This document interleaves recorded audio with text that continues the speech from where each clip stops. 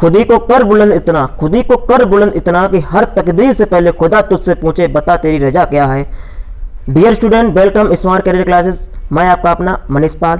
तो आज आप लोग सीखेंगे त्रिकोणमिति के बारे में कि त्रिकोणमिति क्या है, त्रिकोणमिति के फॉर्मूले सीखेंगे। तो त्रिकोणमिति, सबसे पहले त्रिकोणमिति की हम लोग करेंगे संधि विच्छेद। त्रिकोणमिति की जब संधि विच्छेद करेंगे तो हमें प्राप्त होगा त्रि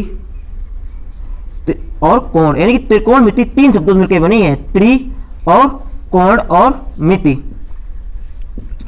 त्रि का मतलब होता है तीन, त्रि का मतलब क्या होता है तीन। और कोण, कोण किसे कहते हैं, कोण किसे कहते हैं, जब दो रेखाएं परस्पर जहां पर मिलती हैं वहां पर कोण बनता है। जब दो रेखाएं परस्पर जहां पर मिलती हैं वहां पर क्या बनता है, कोण बनता है। जैसे कि एग्जांपल आप समझ लीजिए कि आपकी एक रेखा है और दूसरी रेखा हमने इधर खींच दी, आप किधर भी रेखा खींच सकते हो। तो जब दो रेखाएं आपस में जहां पर मिलती हैं वहां पर क्या बनता है, कोण। एक तो आपका कोण ये बन गया, एक दूसरा कोण ये, तीसरा कोण ये, चौथा कोण ये। यानी कि जब दो रेखाएं आपस में जहां पर मिलती हैं वहां पर क्या बनता है, कोण बनता है। अब बात आती है मित की। मित का मतलब क्या होता है, मापना। मित का मतलब होता है माप, यानी कि तीन कोणों की माप, त्रिभुज के तीनों कोणों की माप। तो सबसे पहले हम लोग बनाते हैं त्रिभुज। त्रिभुज, त्रिभुज जिसका नाम दे दिया हमने ए, बी और सी। त्रिभुज में मैंने मान लिया कि कोण हमारे ए, बी और सी हैं। तो त्रिभुज के तीनों कोणों का जो योग होता है वो होता है 180, यानी कि triangle A plus triangle B plus triangle C बराबर 180। यानी कि त्रिभुज के तीनों कोणों का जो योग होता है वो 180 होता है।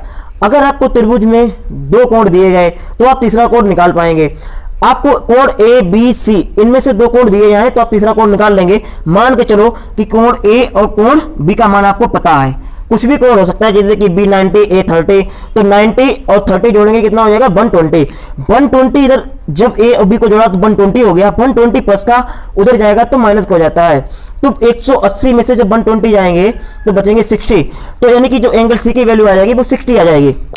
तो आप लोगों ने अभी सीखा त्रिभुज के तीनों कोणों का योग कितना होता है, 180। अगर आपको कोण दो दिए जाए तो तीसरा कोण आप निकाल लेंगे। अब हम लोग क्या जानेंगे, त्रिकोणमिति में कितने अनुपात होते हैं। अब हम लोग सीखेंगे त्रिकोणमिति के अनुपात के बारे में। त्रिकोणमिति में कितने अनुपात होते हैं। त्रिकोणमिति में 6 अनुपात होते हैं। कितने अनुपात होते हैं, 6। कौन कौन से अनुपात होते हैं समझ लीजिए आप। पहला होता है साइन, फिर होता है कोस, फिर होता है टेन, फिर होता है कोट, फिर होता है सेक, फिर होता है कोसिक। आपको त्रिकोणमिति के अनुपात पता होना बहुत जरूरी है। अगर आपको यही नहीं पता होगा कि त्रिकोणमिति में कितने अनुपात होते हैं तो फिर आप त्रिकोणमिति को नहीं समझ पाएंगे। इसलिए हमने सबसे पहले आपका इंट्रोडक्शन त्रिकोणमिति के अनुपात से कराया। पहला साइन, कोस, टेन, कोट, सेक और कोसेक। अब इनके जो फार्मूला होते हैं लंब, आधार और कर्ण के रूप में वो अभी आपको समझाए जाएंगे, वो अभी आपको ट्रिक के माध्यम से बताए जाएंगे। यहाँ पे सिर्फ समझना है, रटना कुछ भी नहीं है। तो करना क्या है कि आपको एक त्रिभुज बनाना है। त्रिभुज आपका बन गया, इसका नाम ए, बी और सी। आपको पता होना चाहिए कि त्रिभुज में सबसे जो बड़ी भुजा होती है वो कर्ण होती है। वो क्या होती है, कर्ण। और उसके बाद जो दो भुजाएं बचती हैं उनमें से एक लंब और एक आधार होती है। अब लंब और आधार का जो पहचान करना होता है वो कैसे करेंगे, कोण के सामने वाली भुजा हमेशा क्या होती है, लंब होती है। अगर कोण ए लेंगे तो उसके सामने की जो भुजा होगी वो क्या हो जाएगी, लंब हो जाएगी। और जो बच जाएगा वो क्या हो जाएगा, आधार हो जाएगा। अब हम लोग लंब, आधार और कर्ण यानी कि त्रिकोणमिति के सभी मानों का जो फार्मूला है वो लंब, आधार और कर्ण के रूप में जानेंगे, वो भी बेस्ट ट्रिक के साथ। बेस्ट ट्रिक आप पहले समझिए कि बेस्ट ट्रिक आपकी क्या है। आपकी बेस्ट ट्रिक है लाल बटे कका। लाल बटे कका। इसमें आपको करना क्या है कि साइन पहले ऊपर हो जाएगा, साइन, फिर कॉस, फिर टेन, फिर कोसेक, फिर सेक, फिर काट। अगर आपने ये लाल बटे कका समझ लिया तो आपने समझो त्रिकोणमिति की 25% त्रिकोणमिति आप समझ गए। तो पहले आप यहां से कुछ भी मान पूछ दिया जाए आप निकाल पाएंगे कि साइन का अगर पूछा जाए तो लंब बटे कर्ण। यहां पे लंब, एल का मतलब होता है लंब और ए का मतलब होता है आधार और के का मतलब होता है कर्ण। आप लोग खुद बताएंगे, आप लोग खुद, हम आपसे पूछेंगे, आप अपने आप इस चीज की कल्पना कीजिए कि साइन थीटा का जो सूत्र हो जाएगा, साइन ए का जो फार्मूला हो जाएगा वो आप बताइए क्या होगा, लंब बटे कर्ण। लंब बटे कर्ण। उसके बाद फिर कास का क्या हो जाएगा, आधार बटे कर्ण, यानी कि जो कोस ए है उसका हो जाएगा आधार बटे कर्ण। उसके बाद अब बात आती है टेन की। तो टेन ए का जो फॉर्मूला होगा आप लोग को पता होगा, क्या होगा, लंब बटे, हाँ जी सही है, लंब बटे आधार, बिल्कुल सही।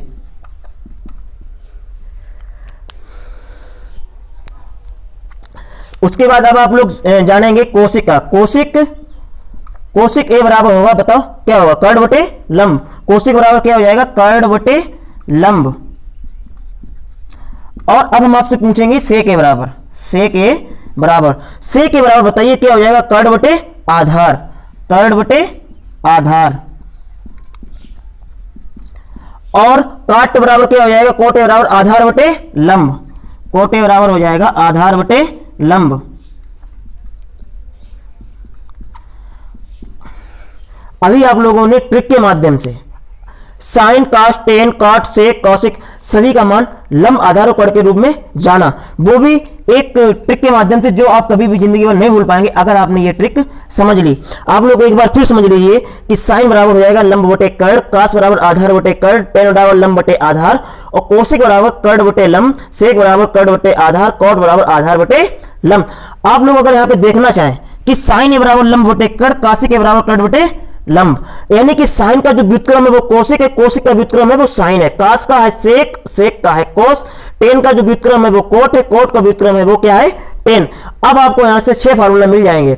यहां से पहले आपने अभी 6 फार्मूला ये सीखे और 6 फार्मूला आप और यहां पे जान पाएंगे, वो क्या हो जाएंगे वो भी आप समझ लीजिए। साइन ए बराबर हो जाएगा 1 कौशिक ए, साइन ए बराबर हो जाएगा 1 कोशिक ए, और कोशिक ए बराबर आपका क्या हो जाएगा 1 साइन ए, क्योंकि साइन का उल्टा कोशिक है, कोशिक का उल्टा साइन। अब आप लोग कास का उल्टा बताइए, कास ए का उल्टा क्या हो जाएगा, सेक ए, कास ए का उल्टा क्या हो जाएगा, सेक ए, कोस ए बराबर 1 सेक ए, और सेक ए का उल्टा क्या हो जाएगा, कॉस ए, सेक ए का उल्टा हो जाएगा 1 कॉस ए, यानी कि कास का व्युत्क्रम सेक और सेक का व्युत्क्रम कास। टेन का उल्टा बताइए क्या होता है, हाँ काट, और काट का उल्टा टेन, यानी कि अभी आप लोगों ने 1 2 3 और 4, अब जो 5 टेन ए बराबर हो जाएगा 1 कॉट ए, और कोट ए बराबर हो जाएगा 1 टेन ए, यानी कि टेन ए बराबर 1 कोट ए और कोट ए बराबर 1 टेन ए।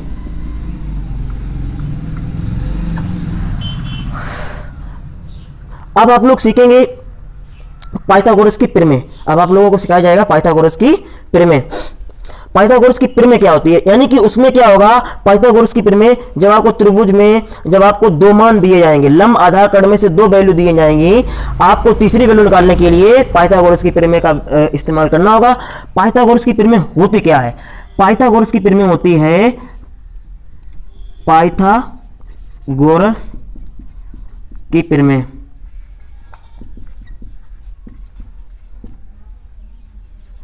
पाइथागोरस की प्रमेय यानी कि त्रिभुज हमारे पास है, इसका नाम क्या है, ए बी और सी, ये हमारा क्या हो गया, कर्ण, ये क्या हो गया आधार, और ये क्या हो जाएगा आपका लंब। अब आपको लंब आधार कर्ण में से 3 वैल्यू जो होती हैं उसमें से आपको केवल 2 वैल्यू दी जाएंगी, लंब आधार या कर्ण, तो आपको तीसरी वैल्यू निकालने के लिए पाइथागोरस की प्रमेय का इस्तेमाल करना पड़ेगा। पाइथागोरस की प्रमेय जो होती है वो होती है कर्ण स्क्वायर बराबर लंब स्क्वायर प्लस आधार स्क्वायर, यानी कि हाइपोटेनस बराबर perpendicular square plus base square, यानी कि अगर इंग्लिश की बात की जाए तो कर्ण को बोलते हैं हाइपोटेनस, हाइपोटेनस स्क्वायर बराबर perpendicular square plus base square. लेकिन आपको बता दें कि कर्ण स्क्वायर स्क्वायर जब हटाएंगे तो यहाँ पे क्या निकल लग जाएगा, अंडर रूट लग जाएगा, यानी कि कर्ण बराबर जो निकल के आएगा वो निकल के आएगा अंडर रूट लंब स्क्वायर प्लस आधार स्क्वायर। अगर आपको लंब और आधार दिया जाएगा तो कर्ण आप निकाल लेंगे, अगर आपको कर्ण दिया गया लंब दिया गया तो आधार कैसे निकालेंगे, यानी कि आपका ये फार्मूला हो गया। दूसरा, अगर आपको क्या दिया गया है, लंब निकालना है, तो लंब निकालना तो आधार स्क्वायर प्लस का इधर आ जाएगा, किसका हो जाएगा, माइनस का हो जाएगा, यानी कि कर्ण स्क्वायर बराबर कर्ण स्क्वायर और ये आधार स्क्वायर प्लस का इधर आएगा, किसका हो जाएगा, माइनस का, कर्ण स्क्वायर माइनस के आधार स्क्वायर बराबर हो जाएगा आपका लंब स्क्वायर। लेकिन जब आपको लंब निकालना होगा तो स्क्वायर हटाएंगे तो इधर क्या लग जाएगा, अंडर रूट, यानी कि जो लंब बराबर आपका निकल के आएगा वो आएगा अंडर रूट कर्ण स्क्वायर माइनस आधार स्क्वायर। ठीक है, तो आपने यहाँ पे क्या देखा कि लंब भी निकाल लोगे और कर्ण भी। अगर आधार की बात आए, किसकी बात आए, आधार की, आधार स्क्वायर अगर निकालना हो, यानी कि बेस स्क्वायर अगर निकालना हो, तो लंब स्क्वायर प्लस का इधर आएगा, किसका हो जाएगा, माइनस का हो जाएगा।